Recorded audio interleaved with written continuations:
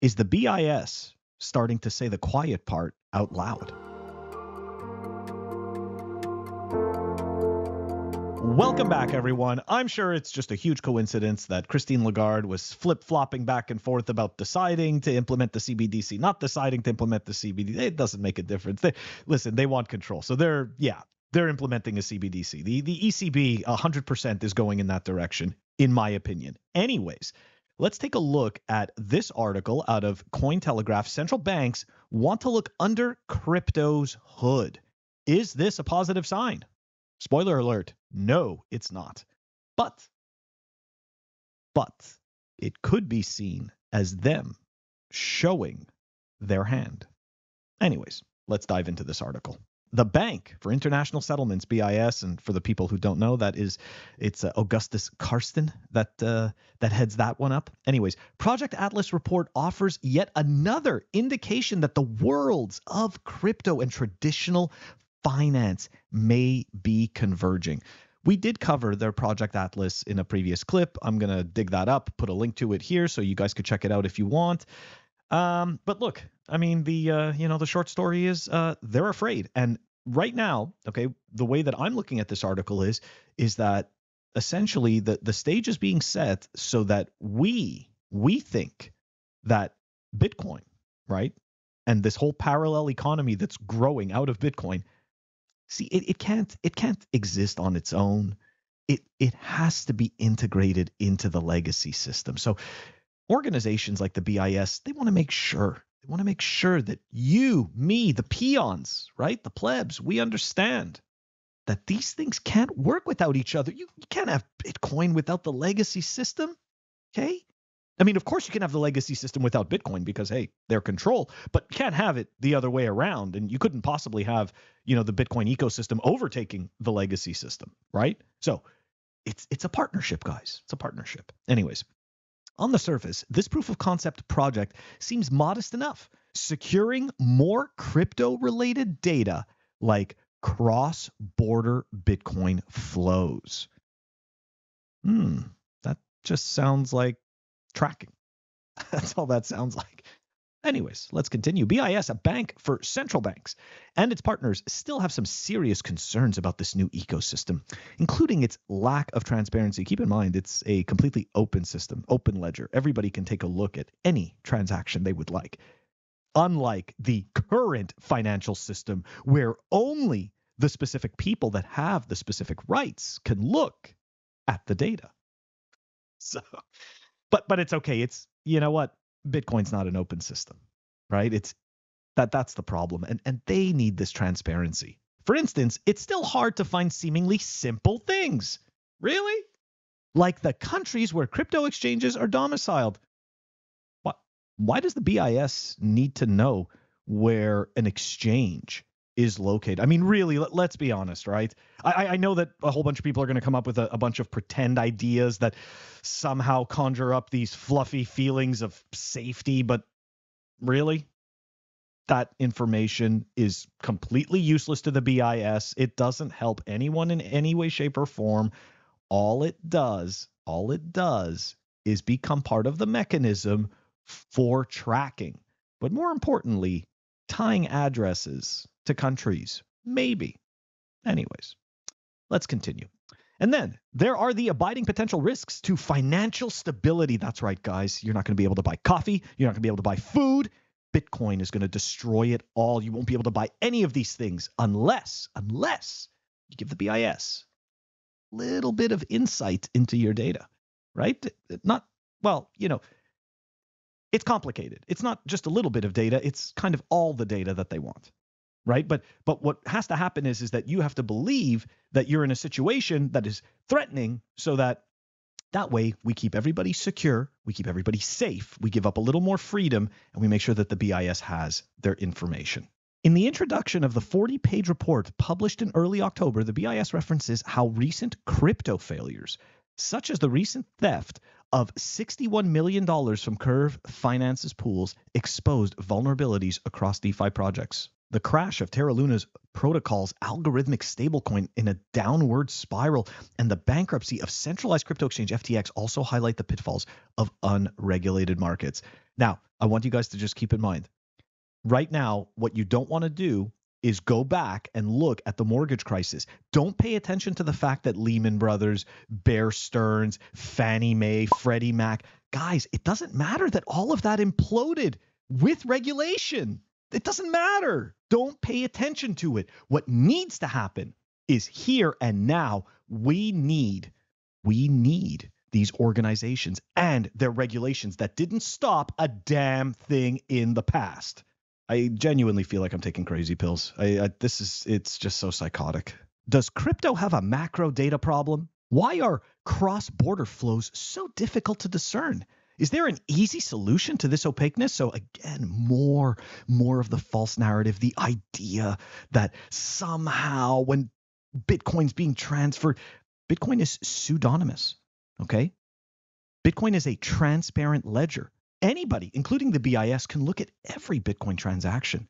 These people are enemies of Bitcoin, which is no surprise. And these people are unfortunately going to convince a lot of really dull, naive people that somehow, okay, the BIS and all of their sister and brother organizations absolutely need all eyes into, quote unquote, where the money is going. And it's always for our safety. Is crypto data really lacking? It's a valid concern. Clemens Graf von Luckner, a former World Bank economist now conducting foreign portfolio investment research for the IMF, told Cointelegraph. So there you go, right? He thinks it's a valid concern, right? Former economist from the World Bank. So he's incentivized to keep that moat, right? He's incentivized to have visibility into that data, and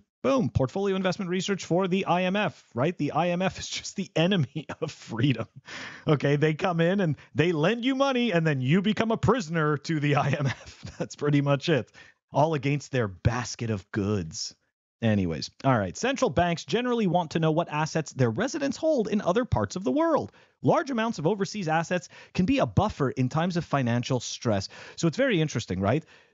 Again, more wordplay, reminding you that having funds offshore that the government can't touch, that's a good thing for the citizen. But the government must have visibility into that.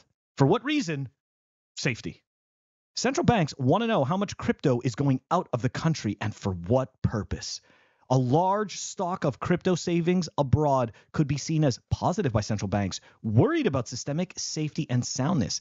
In times of crisis, a country may get by financially, at least for a period, if its citizens have high overseas holdings.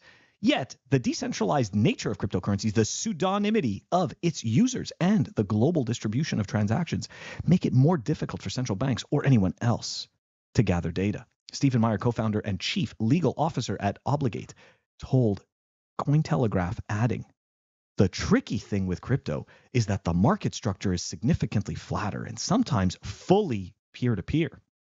The usual pyramid structure where information flows up from banks to central banks to BIS does not exist." That's right, guys. That's right.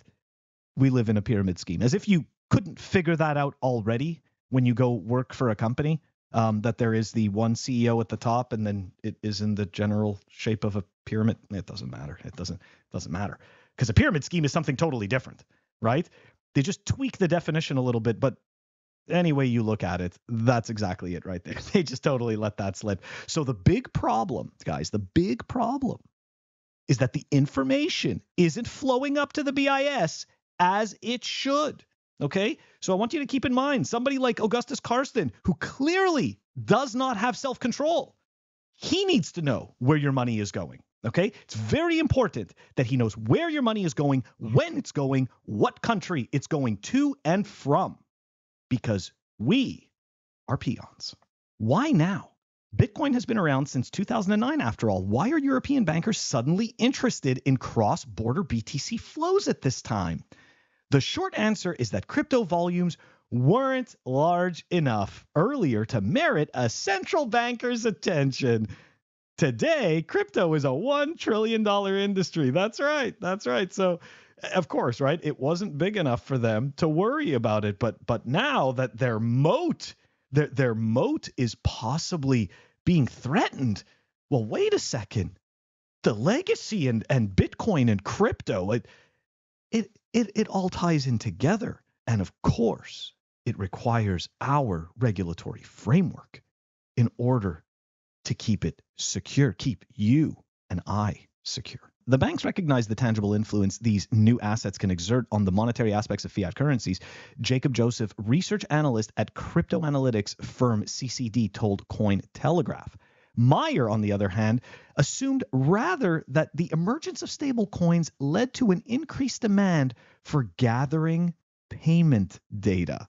Many transactions take place outside of regulatory gateways, said Meyer. When regulated gateways do exist, they usually aren't banks, but less regulated exchanges, payment service providers, or other anti-money laundering regulated financial intermediaries, he added. The usual central actors existing in the fiat world, example, the operators of the SWIFT network, as well as the interbank settlement systems, do not exist in crypto. They don't exist in Bitcoin. Guys, this is what they're afraid of. They can, if you think that they can't see their obsolescence on the wall, you are wrong. Okay. Now, again, it doesn't mean that this type of thing just happens from one day to the next. It doesn't. It takes a while. Okay. And I really don't know how long it'll take, but I'll tell you one thing. The BIS is afraid that they're becoming what they actually are. They've always been irrelevant. But now we've got this meter stick, this Bitcoin meter stick that it's beautiful. When you stand up any fiat organization against it, it all crumbles. It all crumbles. It's so, don't get me wrong, it's double-edged sword, right? For Bitcoiners, it's a beautiful thing to see. For the fiat enjoyers, well, it's maybe worrisome. Anyways, the BIS does not need to know where your money goes and who your money goes to. That is a load of effing nonsense. What is to be done? Central banks are currently getting their crypto data from private analytic firms like Chainalysis. But even this isn't entirely satisfactory. We need a little more control. An analytics firm can follow Bitcoin flows from Vietnam to Australia, for example. But if the Australian-based exchange that receives a BTC transaction also has a New Zealand node, how does the central bank know if this BTC is ultimately staying in Australia or moving on to New Zealand? How will they know? It's so important that the BIS knows where that Bitcoin is and where it's going. I mean, if you guys can't see this as megalomania, I don't know how else to express it, but this is what happens, right? This is what happens when the egos aren't in check. And absolute power corrupts absolutely. And the BIS has absolute monetary power. And these people truly believe that they are entitled to know where every frickin' penny goes. You don't need to know where their pennies go, though. You don't need to know where any of their money goes, because you and me, we are the peons. We are the ones to be monitored. It would help a lot, answered von Luckner, if exchanges were to provide via an API some basic guidance, such as people from this country bought and sold this much crypto, but the net was not so much. That would give central banks a lot more confidence. Confidence in what? What exactly do they need to know? They're afraid, and they're projecting. Part of the proof of concept, Project Atlas derived crypto asset flows across geographical locations. It looked at Bitcoin's transactions from crypto exchanges along with the location of those exchanges as a proxy for cross-border capital flows. Among the difficulties cited, the country location is not always discernible for crypto exchanges, and attribution data are naturally incomplete and possibly not perfectly accurate. They hate, okay? The BIS is projecting here they can't stand that they can't have full control of the knowledge of where your money is at all times and where it's going, who's using it, and for what. This is hilarious. So for starters, perhaps crypto exchanges could reveal a home country address. Huh? There we go. Now we start to tie the data points in to the addresses. And this is one of the ways that freedom dies. The average Bitcoin or crypto user doesn't really require. So here, guys, before I read on, I just want you to know they are going to tell you what you want. Okay. The BIS is going to let you know what you want and how you want to use it. You thought that you had free will? Not a chance. They're going to tell you what you have. The average Bitcoin or crypto user doesn't really require a system perfectly decentralized with total anonymity. You don't need that. Otherwise, everyone would use Monero. Nope, not true. Or some other privacy coin for their transactions. Most just want a faster, cheaper, safer way of conducting financial transactions. Bitcoin already does this. Now, I'm not going to sit here and just, start to dump on Monero. Okay, Monero does have its quote unquote privacy use case. As I've stated in the past, and it's not just me, many Bitcoiners have stated in the past, the base layer of Monero is obfuscated. Okay, so you have no idea what the true total supply of Monero is at any given time.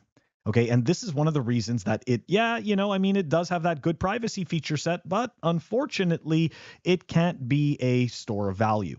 So the reality is that there's some wordplay here that is specifically meant to trick you, right? Because by reading this, you're supposed to sit there and say, oh yeah, that's true. I don't really need that. I really want these other things. No.